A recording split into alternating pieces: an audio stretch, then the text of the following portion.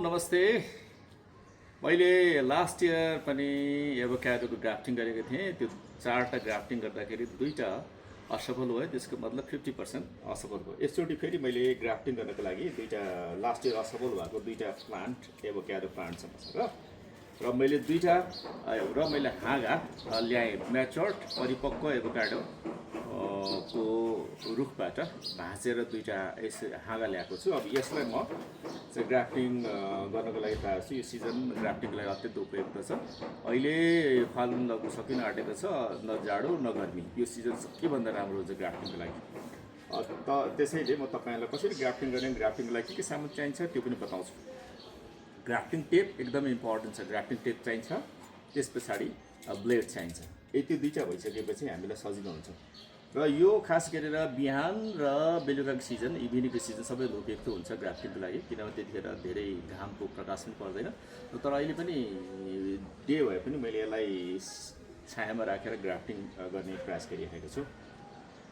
एकछिन मात्र त। अब सबैभन्दा सुरुमा हामीले जान्नुपर्ने कुरो चाहिँ के छ भन्दाखेरि यसको चाहिँ यो जुन चाहिँ छ यो स्टेम, योसँग यो मिल्छ, ठिक यसको साइज पनि मिल्न जरुरी छ। यो साइज सानो ठुलो हो त्यति राम्रो हुँदैन। मैले यसलाई काटेँ, यसलाई मैले काटेँ, करिब करिब यहाँ काटेँ है, यहाँ काटेँ, यहाँनिर यो अलिकति यहाँ काटेँ, ल यति काटेँ, त्यो काम छैन। यसको यो पातहरू पनि यसको पनि त्यति धेरै काम छैन, यो पनि फालिदिने। अब योसँग मिल्ने साइज भनेको करिब करिब यो नै हो। मैले यसको आँखला पनि हेर्न इम्पोर्टेन्ट छ। कम्तीमा पनि 5-6 आँखले चाहिँ चाहिन्छ। जस्तै 1 2 3 4 5 6, कम्तीमा 6वटा आँखला भएर हाम्रो यसको टुप्पोको काम छैन, टुप्पोले काटेर फाल्दिने है। अब 6 आँखला भनेको चाहिँ लगभग यति यहाँबाट चाहिँ मैले काटेँ। यसको साइज पनि मिल्ने भएकोले यहाँबाट ओहो ल यति। अब यसलाई चाहिँ यो अलिकति उपयुक्त होला, यसलाई काटेँ। ओके, अब यो लगभग मिल्छ यो। अब यसलाई के गर्ने भन्दाखेरि सबैभन्दा सुरुमा यसलाई मिलाउने यो ठ्याक्कै यसको चाहिँ यो यसरी मिलाउनु जरुरी छ। त्यस पछाडि यहाँनिर बिचमा काट्ने, यसको सेन्टरमा पारेर है, सेन्टरमा पारेर त्यसलाई ठ्याक्कै त्यो छिर्नुपर्छ क्या। यति होस् होला। अब सबैभन्दा इम्पोर्टेन्ट कुरो चाहिँ ग्राफ्टिङ टेपको भूमिका सबैभन्दा इम्पोर्टेन्ट हुन्छ।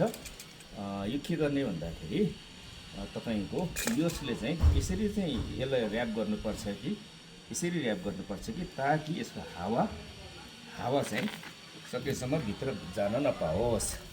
यहाँ हेर्नुहोस् है, मैले तपाईँलाई राम्रो देखाइराखेको छु। यसलाई ग्राफ्टिङ टेपले यसलाई ऱ्याप गर्ने, मजाले ऱ्याप गर्ने है होइन। यसलाई यति मजाले ऱ्याप गर्नुपर्छ कि यसलाई चाहिँ यहाँभित्र हावा छिर्नु भएन क्या। हावा छिर्नु भएन, जब हावा छिर्छ यो चाहिँ सक्सेस रेट अत्यन्त कम हुन्छ के तपाईँले। अब यसको मैले आज देखाउँदैछु। अब यो सक्सेस भइसकेपछि पनि म तपाईँहरूलाई देखाउँछु। यो चाहिँ एभोक्याडो ग्राफ्टिङ चाहिँ सक्सेस भइसकेपछिको भिडियो पनि तपाईँहरूलाई म सेयर गर्छु। यसको म एक्सपर्ट होइन, मैले नै सिकेको हो। सिक्दा सिक्दै लर्निङ बाई डुइङ भन्छ, सिक्दै सिक्दै जानेको यो। लास्ट इयर गरेँ मैले 4टामा गर्दाखेरि मैले 50% सक्सेस भयो रेट। अब यसचोटि 2टामा गर्छु र मेरो चाहिँ अब लास्ट इयरको अनुभवले के सिकाउँछ भने यसचोटि म 100% सक्सेस हुन्छु भन्ने मलाई लागेको छ। 100% सक्सेस हुनुपर्छ म यसचोटि, र म 100% सक्सेसकै रेटतिर अघि बढ्न चाहन्छु यसचोटि। ल ठिक छ, यो भयो। अब हो यहाँ है, अघि एकदम कम हुन्छ यो सेन्टरमा मिलेन। हावा छिर्नु हुँदैन यहाँबाट पनि हावा छिर्नु हुँदैन। हावा छिर्ने चान्स अत्यन्त कम हुन्छ। यहाँबाट यसरी अहिले भिडियो मेरो छोरो हामी गङ्गलातिर मैले हेल्प गरिरहेको छु भिडियो गर्नको लागि। ऊ पनि एउटा ब्लगर हो, भुन्टे ब्लग र मेरो छोरोको च्यानल भोटे ब्लग छ, त्यसलाई पनि तपाईँहरूले यदि माया लाइक सब्सक्राइब र सेयर गर्नुभयो भने उसलाई पनि इन्करेज हुन्छ जीवनमा अगाडि बढ्न।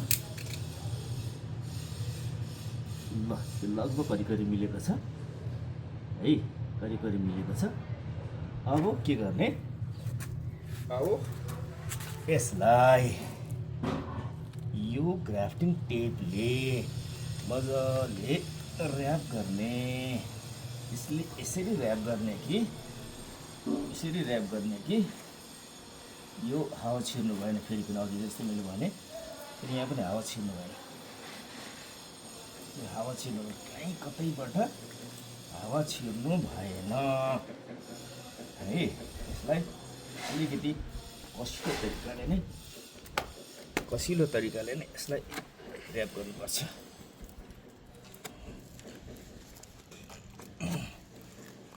ल अब यसलाई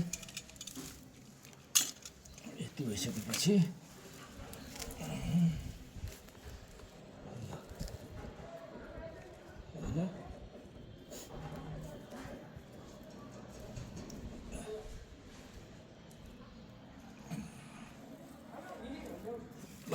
धन्यवाद।